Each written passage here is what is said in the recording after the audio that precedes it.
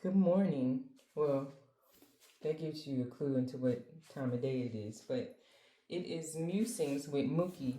I do not have my karaoke machine. That was just a fun experiment. And if me referencing the karaoke machine is weird, that means I didn't post that episode. So, uh, sorrows, prayers, whatever that lady in Bridgerton says. But I want to talk about things I keep seeing that I had already saw earlier. But a prophet is not welcome in his hometown until after people start hearing it. And I'm not saying I'm a prophet. What I am saying is that I said something a long time ago, and it was concerning. It was concerning. I had signed up for this gym, and I paid for like 6 months of personal training credits. And I was like, at the time, I was like, oh yeah, I'm gonna be able to do this, so on and so forth. And maybe I did, or maybe I didn't read the contract. That's not the point of this.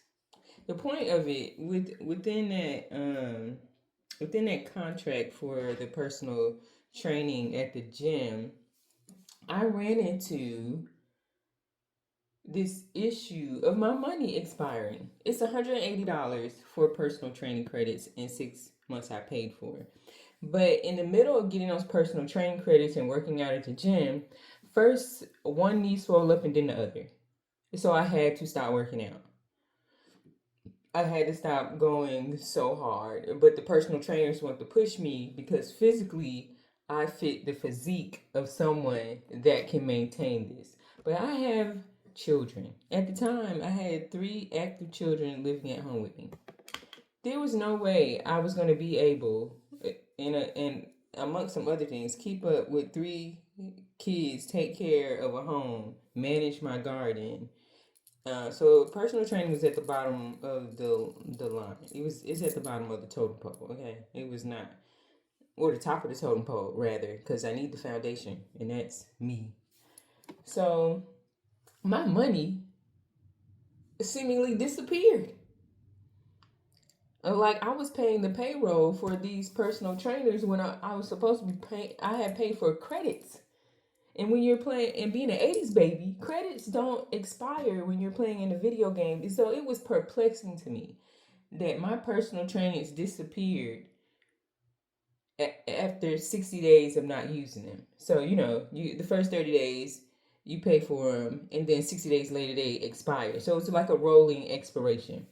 And so by the time my knee got better where I can actively exercise or whatever, or I just didn't go back, I was like, well, the gym is not for me. Yoga, soft training, soft life, that's for me. I just didn't go back. And so I waited to the end of my expiration, and I had contacted the people, and I was like, hey, just go ahead and cancel my contract or whatever, because I no longer want. I said, you making? They was like, well, I'm gonna reinstate. I was like, no, I don't want you to reinstate nothing. Y'all already act like money expired, and so you got this. You got the free money. Just let me out of my contract. These folks did not want to let me out of my contract. They wanted me to come back to the gym to fill out a form, and I was like, just email it to me. They did not want to email it to me. I said this email should suffice for a cancellation. They said, well, we cannot cancel unless we have this form. I was like, just email it to me then. I'll print it out, sign it, and send it back to you. You don't have a card on file because that one expired. So just send me back the form. And it's like, no, we're just going to continue charging your account. I was like, I'm not coming back. And I'm not coming to the gym because I don't feel like it. Now, I tell you that little story because I made a complaint online, and because the gym life is a subset culture, it's not a main culture. It doesn't affect people in mass because no one goes to the gym, but it should affect people in mass because money affects people in mass, and money in general should not expire, or you're expected to walk away from it. Yes, I walked away from it because personally I don't care. But on a mass, I was like, this is not fair, and no one should be like I should be able to cancel through the app, the many apps they had me sign up through, and I should be able to hit cancel in that app and call it a day. Technology was always meant to make our lives easier, but the status quo, the people in power, the popularity, the popular vote. This that's that's another conversation. But popularity is from that subset culture. It's like, well, you should have went to the gym, yada yada yada. I don't owe these people nothing online, anything. I don't owe them anything. I don't owe them an explanation as to why I didn't go back. I was letting them know that signing up for a gym or paying for credits that expire or not being able to get out of a contract with a gym is irresponsible on the owner's part. Like them forcing you to do something that's not needed is irresponsible. And I got some pushback. Like, oh, you shouldn't have signed up if you couldn't. And I was like, how was I supposed to know that?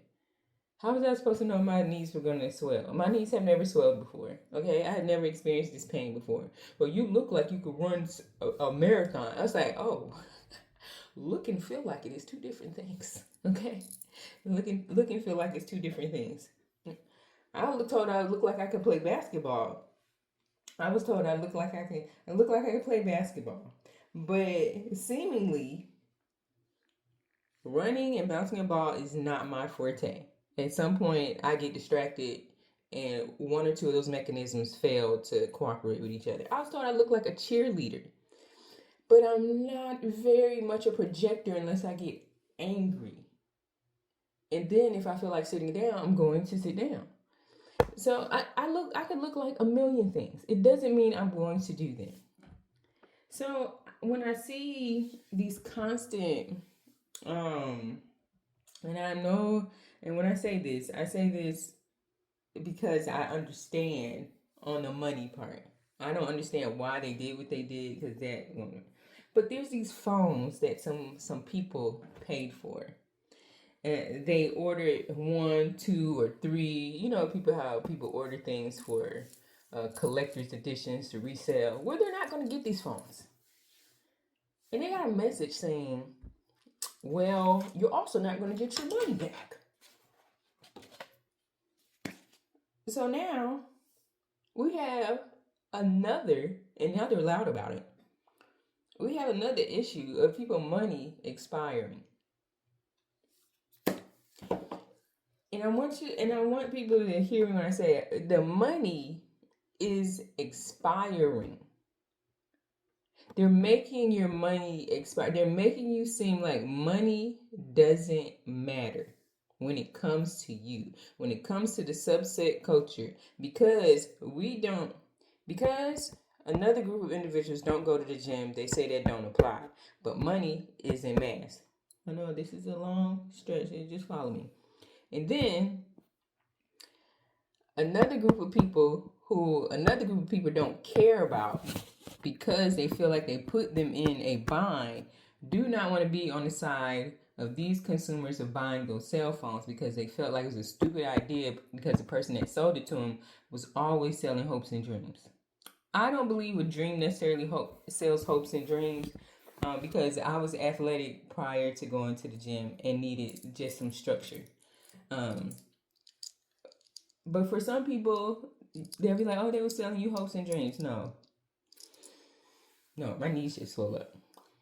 But we are looking at people selling us things or putting us into contracts where our money expires. It's such a deafening rate. And when I say deafening, I mean there's other ears that can choose not to hear because it doesn't apply to them. It doesn't personally apply to them. Or so they can't see. Because another company is watching what another company is getting away with. And they're going to use those tactics in a different way to appeal while appealing to their base customer. You saw that with the repeal of affirmative action in schooling. And so when the stats came back out, and you find your team didn't get the upper hand above the team you thought was getting the upper hand, and now you're shocked. Now you're surprised. You see that came out with the Voting Rights Act, and you're thinking, oh, one group is thinking, oh, now our group is going to be heard, and your group is being heard the whole time. But now it affects you because now you're also being lumped in with the minority and not being heard. So yeah, it's just a rolling thing that happens because the subculture is being ignored by the full set because they think it doesn't apply. But those tactics, because I'm a war person, I love reading about war. I love tacticians because of the way they study war. They study wars from all cultures. A great tactician studies war from every culture that they can get their hands on and applies it to their tactics and how they'll use it to defend or place an assault. So that's what we're going through. We're in a class war, and the class war isn't being aimed toward the right individuals. And this musing went somewhere that I didn't know it was gonna go, but I wanted you all to understand that the money is disappearing, and you need to look at who. You don't need to. I mean, they're right in your faces. We need to stop paying for things. We need to stop supporting those who keep jacking up the rent because you gotta make your money in this lifetime. Consider your neighbors.